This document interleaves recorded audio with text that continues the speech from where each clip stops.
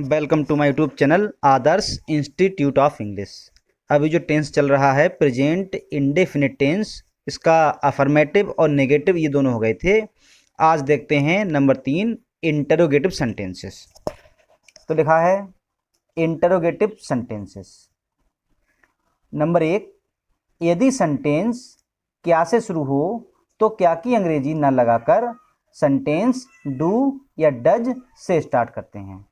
अगर sentence start है क्या से, जैसे कहते हैं क्या तुम खाना खाते हो, क्या वह पानी पीता है, क्या वे जाते हैं, अगर ऐसा कोई सेंटेंस है वो स्टार्ट है क्या से तो क्या की अंग्रेजी नहीं लगाते हैं बल्कि स्टार्ट करते हैं डू या डज से।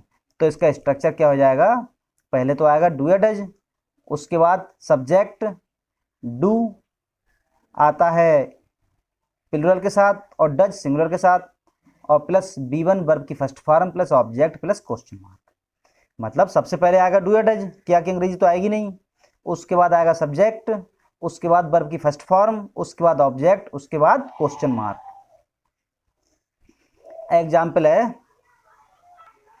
पहला एग्जाम्पल है क्या मनोज अपने माता पिता का सम्मान करता है। स्टार्ट है क्या से और ता है ती है ते है, इसका मतलब प्रेजेंट इंडेफिनिट टेंस है। तो कह रहे हैं अगर सेंटेंस शुरू है क्या से तो क्या की अंग्रेजी ना लगाकर सेंटेंस शुरू करते हैं डू या डज से। मनोज, मनोज है एक सिंगुलर सब्जेक्ट, इसके साथ पहले क्या आना चाहिए, डज। तो पहले तो आएगा डज, सब्जेक्ट आ गया मनोज, डज मनोज ये आ गया, और सम्मान करना की होती रिस्पेक्ट, और अपने अपने की बता दी थी कल, अगर किसी का नाम होता है, लड़के का नाम है तो अपने की आती है हिज, और माता पिता की होती है पेरेंट्स। ये बन जाएगा कि does Manoj respect his parents. Next example है क्या तुम्हारा धोबी कपड़े धोता है। तो सब्जेक्ट क्या है, तुम्हारा धोबी, धोबी एक है सिंगुलर है, अब भी आएगा पहले डज, और तुम्हारा धोबी इसकी हो जाएगी योर, और धोबी की होती है बासरमैन, डज योर बासरमैन, और धोना की होती है वास। ये हो गया डज योर बासरमैन वास, और कपड़े की होती है the clothes, the clothes. Question mark ये बन जाएगा क्या तुम्हारा धोबी कपड़े धोता है तो डज योर बासनमैन वॉश द क्लॉथ्स। एक एग्जाम्पल और, क्या मैं गरीबों की सहायता नहीं करता हूं। अब आ गया मैं, और मैं यानी आई, आई के साथ क्या आता है डू, डू आई। अब अभी तक दो सेंटेंस थे, इनमें नॉट नहीं था, इस वाले में नॉट भी है, तो ये हो गया इंटरोगेटिव नेगेटिव। इंटरोगेटिव भी है, क्या से स्टार्ट है, नेगेटिव भी है, तो डू आई तो नॉट भी आ जाएगा यहीं पे, do I not, do I not, और सहायता करना की हेल्प, और गरीबों की द पुअर। क्या मैं गरीबों की सहायता नहीं करता हूं तो do I not help the poor. एक एग्जाम्पल और, क्या हम अपना समय नष्ट नहीं करते हैं। अब आ गया हम बहुवचन है प्लुरल, तो क्या आएगा पहले डू, हम की होती है बी, इसमें भी नॉट है do be not, do be not, और नष्ट करना की होती है बेस्ट, और अपना जब होता है बी, बी के साथ अपनी क्या आती है, लिखवाया था कल आवर, तो do be not best our time. ये हो जाएगा do be not best our time. ये था इंटरोगेटिव सेंटेंस का नंबर 1। अब देखते हैं नंबर 2। नंबर 2 लिखा है यदि सेंटेंस के बीच में क्वेश्चन वर्ड यानी प्रश्नवाचक शब्द दिया हो तो उसकी अंग्रेजी सबसे पहले लगाते हैं। अगर सेंटेंस के बीच में दिया है कि क्वेश्चन वर्ड, जैसे कब, क्यों, कैसे, कहाँ, डब्ल्यू फैमिली दी है, तो उसकी अंग्रेजी सबसे पहले। उसका स्ट्रक्चर हो जाएगा, सबसे पहले आएगा क्वेश्चन वर्ड। क्वेश्चन वर्ड जब भी आता है तो ग्रामर का ही रूल है, उसके बाद आती है हेल्पिंग वर्ब। अब बात चल रही है प्रेजेंट इंडेफिनिट टेंस की, हेल्पिंग वर्ब क्या चल रही है, डू या डज, तो वही तो आएगी क्वेश्चन वर्ड प्लस डू या डज। इनके बाद में जो भी सब्जेक्ट है फिर वो आएगा, उसके बाद वर्ब की फर्स्ट फॉर्म, उसके बाद ऑब्जेक्ट, ये आएगा। तो एग्जाम्पल देखते हैं। पहला एग्जाम्पल है तुम शोर क्यों मचाते हो। अब बीच में क्या है, बीच में क्यों है, तो क्यों की क्या होती है, इसकी आएगी सबसे पहले भाई, ये आ गया भाई, और उसके बाद डू या डज तो आएगा डू, क्यों, सब्जेक्ट है यू, यू है प्लुरल, भाई डू यू, और शोर मचाना की होती है मेक अ नॉइज। तुम शोर क्यों मचाते हो, why do you make a noise. Next example है अमर धीरे धीरे कैसे बोलता है। अब बीच में दिया है क्वेश्चन वर्ड कैसे, तो कैसे की क्या होती है हाउ, ये तो आ गया क्वेश्चन वर्ड, उसके बाद डू या डज, अब आएगा डज। डज क्यों आएगा, क्योंकि सब्जेक्ट है अमर, जब किसी का नाम होता है ये होता है सिंगुलर, तो इसके साथ आ गया डज। हाउ डज अमर, और बोलना की होती है स्पीक, और धीरे धीरे इसकी होती है स्लोली, क्वेश्चन मार्क, तो ये क्या बन गया, how does Amar speak slowly.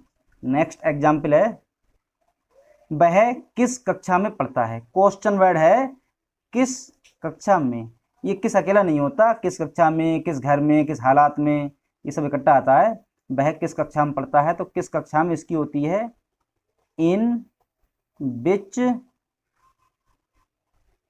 Class, ये हो गया किस कक्षा में, ये हो गया पूरा क्वेश्चन वर्ड। अब आएगा डू या डज, तो आएगा डज, सब्जेक्ट क्या है वह ही, इन विच क्लास डज ही, और पढ़ना ही क्या होती है रीड,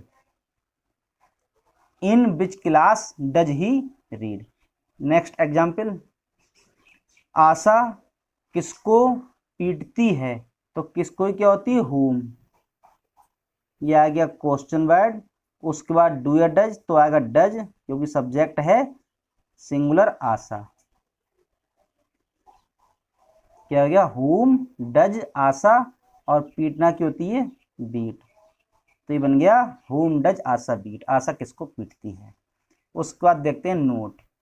नोट लिखा है यदि सेंटेंस में कौन क्वेश्चन वर्ड दिया हो, अगर दिया हो कौन, अभी तक कौन नहीं आया है, कौन दिया हो तो वर्ब की फर्स्ट फॉर्म में ऐसे यस लगाते हैं और डू डज नहीं लगाते हैं। मतलब ये हुआ यदि सेंटेंस में कौन क्वेश्चन वर्ड दिया है तो डू या डज ना लगाकर क्रिया की फर्स्ट फॉर्म में ऐसे यस लगा देते हैं।